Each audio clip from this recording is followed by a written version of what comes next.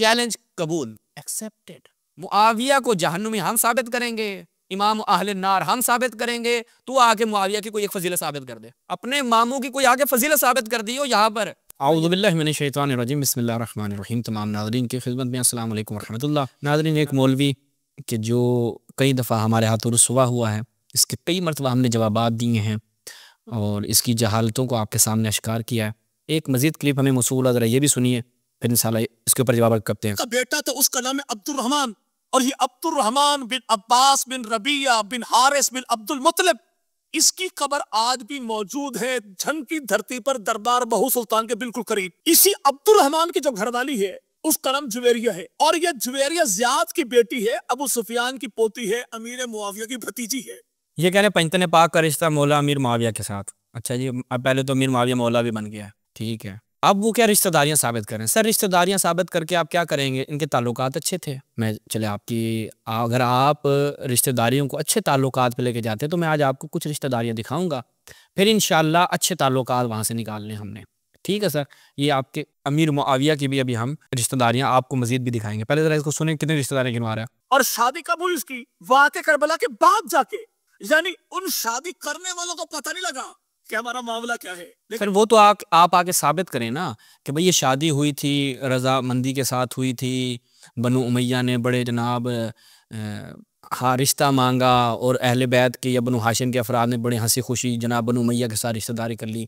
बनु उमैया और बनु हाशिम के दरमियान इनाद, दुश्मनी, ये तारीखी मुसल्लमात में से, इससे तो कोई इनकार नहीं कर सकता ना, इससे तो कोई इनकार नहीं कर सकता। आप कहते हैं जी वाक़या करबला के बाद हुई है, तो मुझे आप ये बताइए कि वाक़या करबला का आप इनकार करते हैं या वाक़या करबला में बनु उमैया के किरदार का इनकार करते हैं? आके बोल दें सर मैं यजीद को रज़ियल्लाह मानता हूँ, यजीद का कोई हाथ नहीं था, क्यों रिश्तेदारी हुई है बात में। तो पास हज़रत लूत अपनी बेटियों का कुरान मजीद में है, अपनी बेटियों को कह रहे हैं उस कौम को कि छोड़ दो इनको, मेरे मेहमानों को, मेरी बेटियों से शादी कर लो। तो बस क्या हो गया, हज़रत लूत और लूती कौम के दरमियान रिश्तेदारी होगी सर, वो बड़े अच्छे ताल्लुकात कायम हो गए। और वहाँ पर भी ऐसा भी नहीं है कि उन जो कौम लूत थी उनकी हरकतें हज़रत लूत के सामने आई नहीं थी। तो अब रिश्तेदारियों से क्या बन जाएगा?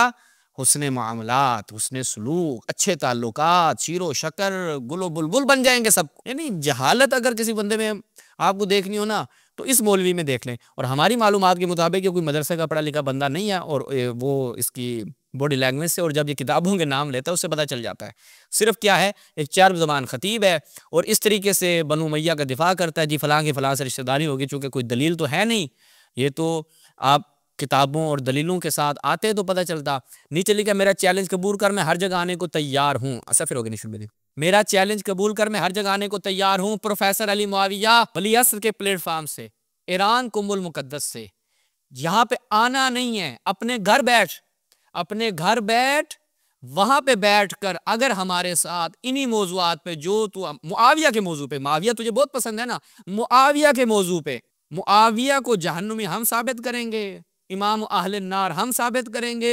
तू आके मुआविया की कोई एक फजीलत साबित कर दे, अपने मामू की कोई आके फजीलत साबित कर दी हो, यहाँ पर कहीं नहीं आना सर, मेरा चैलेंज कबूल कर मैं हर जगह आने को तैयार हूँ, नहीं, कहीं दूर नहीं, अपने घर बैठ, अपने कमरे में बैठ, अपनी किताबों के साथ बैठ, अपनी लाइब्रेरी में बैठ, सिर्फ हमारे साथ वहां पे दू बदू लाइव गुफ्तगू कर ले। अगर तेरे अंदर इल्मी जुर्रत और इल्मी शहामत है, ये अपनी सारी रिश्तेदारों की टोकरियां उठा के बैठ जा वहां पे और लाइव आकर अपने मुआविया को बचा कर दिखा। मुआविया की वो चीजें खोल के रखूंगा ना तेरे सामने कि खुद कहेगा कि भाई मैंने गलत पंगा ले लिया, शियों से पंगा नहीं लेना चाहिए था। तो मुआविया चैलेंज कर रहा है, चैलेंज कबूल, एक्सेप्टेड। मुआविया, प्रोफेसर मुआविया का चैलेंज वली असर ईरान चैनल की जानिब से हम कबूल करते हैं, कबूल करते हैं सर, बिस्मिल्लाह।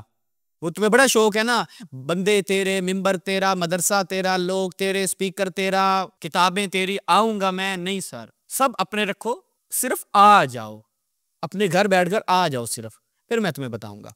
अभी सुनो रिश्तेदारियों का जवाब, ये तुम रिश्तेदारियों से ये साबित करना चाह रहे हो। पहले तो अपने बाबों को पढ़ लो। तफसीर है किसकी? इब्ने क़य्यम अल जौज़िया की, मुजल्लद सालिस है, इसकी तीसरी जिल्द। यहाँ पर क्या है, फलो नफ़अत वसलतुल क़राबा वल मुसाहरा अविन निकाह मा अदमिल ईमान नफ़अत अल वसलतु अल्लती कानत बैन नूह व लूत व इमरातिहिमा, कि अगर वसलत और कराबत जो है या सुसर होना या मुसाहरत होना या निकाह, वो कहते हैं अगर किसी को फ़ायदा पहुंचाता, ये फ़ायदा बख्श होता कि सर उसकी उसके साथ रिश्तेदारी है, उसकी उसके साथ कराबत है, उसका वो सुसर है, उसका वो दमाद है, उसका उसके साथ निकाह हुआ है, वो कहते हैं अगर ये चीज़ें फ़ायदा पहुंचाती मा अदमिल ईमान, ईमान के अदम मौजूदगी में, कि ईमान नहीं है लेकिन सर ताल्लुक़ है, तो कहते हैं तो ये फ़ायदा किसको पहुंचता? हज़रत नूह, हज़रत लूत और इनकी बीवियां जो थी, बीवियों को फ़ायदा पहुंचता, क्योंकि जो वसलत और कराबत इनके दरमियान थी, हज़रत नूह की बीवी, हज़रत लूत की बीवी, तो बस क्योंकि नबी की बीवियां हैं, सर कराबतदारी है, हो जाना था। जबकि हम क्या कहते हैं कि उदखुलन्नार मअद्दाखिलीन, क्या कहा जा रहा है कि जहन्नम में दाखिल हो जाओ, ठीक है। वो कहते हैं क़तअतिल आया हीना इज़न तमअ मन रक़िबा मअसियतल्लाह व ख़ालफ़ अम्रहू। अब जो शख्स, यानी इस ये आयत कत कर देती है हर उस तम को कि जो शख्स अल्लाह ताला की मासियत करता है, उसके अम्र की मुखालिफत कर देता है, हर तरह के नफ़ा को, हर तरह के फ़ायदे को कत कर देती है, हर तरह की उम्मीद को ख़त्म कर देती है, तो भाई कोई फ़ायदा ही नहीं है इन चीज़ों का। तो ये कौन? इब्न क़य्यिम अल-जौज़िया। अगर कोई फ़ायदा पहुँचता नबी की बीवियों को पहुँचता, जबकि कुरान मजीद कह रहे हैं नबी की बीवियों को जहन्नम में दाखिल हो जाओ, जहन्नमी हो, तुमने ख़यानत की है क्योंकि ईमान नहीं लाई अपने नबी पर। तो लिहाजा शर्त क्या है? ईमान है। वसलत और कराबत बेनफ्स ही ज़ाती तौर पर कोई फ़ायदा नहीं पहुँचाएगी, अगर फ़ायदा पहुँचता तो इनको पहुँचता, ठीक है जी। तो ये एक नुक्ता था यहाँ पर। उसके बाद आपके अपने एक और बड़े बाबे की भी मैं दिखा देता हूँ सर, वो भी ज़रा देख लीजिए। इब्न तैमिया ने क्या बयान किया है जी, आगे सफ़े में इब्न तैमिया क्या कहता है? वलिहाज़ा कान सलफ़ माल इक़्तिताल बाले युवालि बअदुहुम बअदन मुवालात दीन ला युआदून का मुआदतिल कुफ़ार फ़यक़बलु बअदुहुम शहादत बअदन व यअख़ुदु बअदुहुम अल इल्म अन बअदन व यतवारसून व यतनाकहून व यतआमलून बिमुआमलतिल मुस्लिमीन बअदहुम मअ बअद। वो कहते हैं कि सलफ़ जो हैं वो बावजूद इसके कि आपस में किताल करते थे, जंगे लड़ते थे, दुश्मन थे एक दूसरे के, लेकिन एक दूसरे पे लानत भेजते थे, उसके बावजूद भी वो क्या है जी, उनके आपस में निकाह भी हैं, उनके मामलात भी हैं, ये सब कुछ उनमें मौजूद है, और दूसरी तरफ उनमें जंगे भी थी और एक दूसरे पे लान भी करते थे। तो लिहाजा निकाह हो गया, ताल्लुकात कायम हो गए, खैर मामला निकाह हो गया, मामलात हो गए, इससे कोई फ़ायदा भी नहीं पहुंचता, ठीक है मेरे भाई। तो ये अगर मुझे इसका स्कैन भी मिल जाए तो मैं आपको, हाँ जी, ये मुलाहिज़ा फरमाएं, इसी जो मैंने अभी आपको दिखाया इसका स्कैन भी मुलाहिज़ा करें। मजमू फतावा शेखुल इस्लाम इब्न तैमिया, वर्ड फाइल से आपको दिखाया, ये मुलाहिज़ा कीजिए बिल्कुल उसी इबारत को।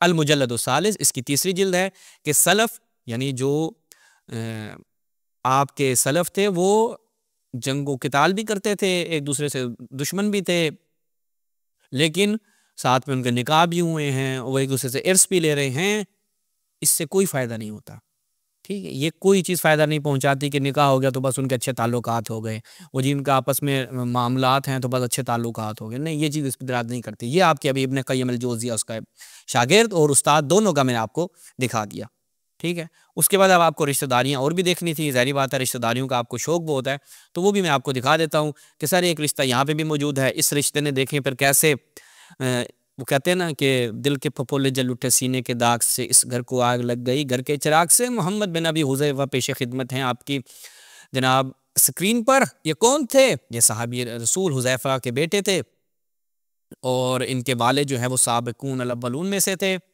अब क्या हुआ सर, इनका नाम मोहम्मद था, ये भी क्या है सहाबा में से हैं। हज़रत उस्मान ने इस मोहम्मद को अपने पास रख लिया और उसकी परवरिश की, और जब वो बड़े हुए उस्मान खलीफा बने तो उन्होंने इनसे मिस्र जाने की इजाज़त तलब की। उन्होंने कहा जाओ भाई जाओ। अच्छा, और क्या वो लोग, और यही लोगों में सबसे ज़्यादा हज़रत उस्मान के ख़िलाफ़ सख्त साबित हुए। इब्न मालिक के नुस्खे में कि मोहम्मद बिन अबी हुज़ैफ़ा ने अक़बा पर हमला करके उन्हें मिस्र से इसी साल के शवाल में निकाल दिया और लोगों को हज़रत उस्मान से दस्तबरदार होने की दावत देने लगे। ले पालक थे सर किसके? हज़रत उस्मान के, साहबी के बेटे भी थे, लेकिन कर क्या दिया, शहरों में आग भड़का दी और लोगों को हज़रत उस्मान के ख़िलाफ़ कर दिया। किसने? मोहम्मद बिन अबी हुज़ैफ़ा ने। तो ये तो लेने के देने पड़ गए। फिर क्या हुआ, हज़रत अली खलीफा बने तो मोहम्मद बिन अबी हुज़ैफ़ा को मिस्र की गवर्नरी पर कायम रखा, क्योंकि हज़रत उस्मान के साथ इन्होंने जो हाथ किया था, उसके बावजूद भी मौला अली इस्लाम ने कायम रखा। तो लिहाजा मौला अली इस्लाम का भी कोई हज़रत उस्मान से कोई अच्छा ताल्लुक नहीं था, ना उनके लेपालक मोहम्मद बिन अबी हुज़ैफ़ा का। अच्छा, ये तो एक थे ना, मोहम्मद बिन अबी हुज़ैफ़ा लेपालक थे और उन्होंने आपके साथ ये हाथ कर दिया। उसके बाद एक और दिखाते हैं आपको कि आपके ये मुलाहिज़ा फरमाएं सर, मोहम्मद बिन अल अशअस बिन कैस अल किंदी कौन थे सर? इसकी जो माँ थी उम्मे फरवा बिनते अबी कुहाफा, अबू बकर की बहन थी। तो ये मोहम्मद बिन अल अशअस बिन किबार ताबईन में से भी है। अच्छा, और इब्न हजर ने कहा मकबूल है रावी। अब इसने क्या किया था? अत-तबकातुल कुबरा, इसकी माँ उम्मे फरवा बिनते अबी कुहाफा थी, अबू बकर की बहन थी। ये आप देखें कि इसका इब्न हिब्बान ने सिकात में भी नकल किया है। और इसने किया है, अब मैं इसकी करतूतें भी आपके सामने रखता हूँ, रिश्तेदारियाँ। ठीक है जी।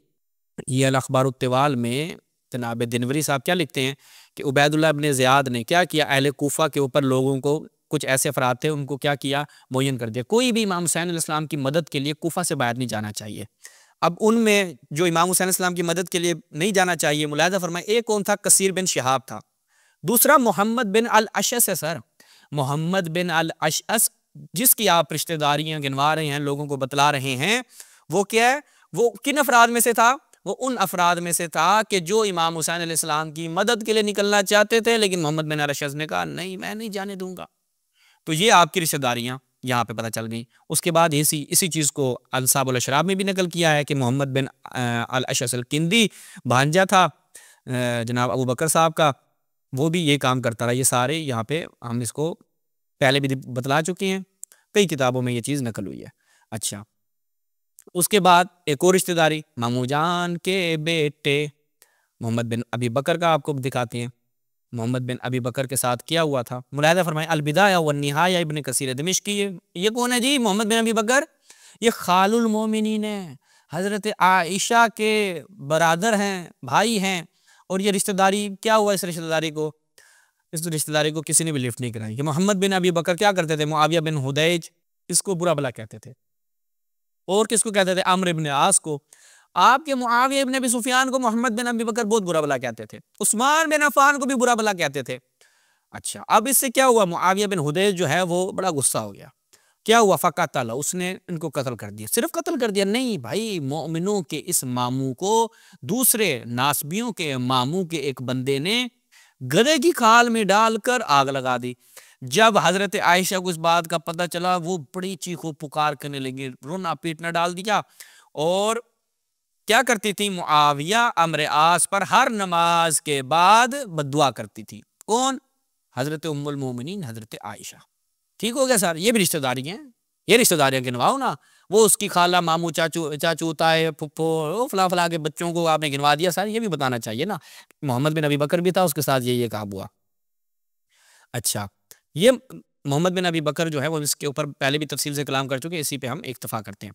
उसके बाद आपका अपना ये मुलाहिज़ा फरमाएं, अशस बिन कैस। अशस बिन कैस कौन था सर? वो खारजियों में सबसे पहला बंदा था। खारजी कौन था?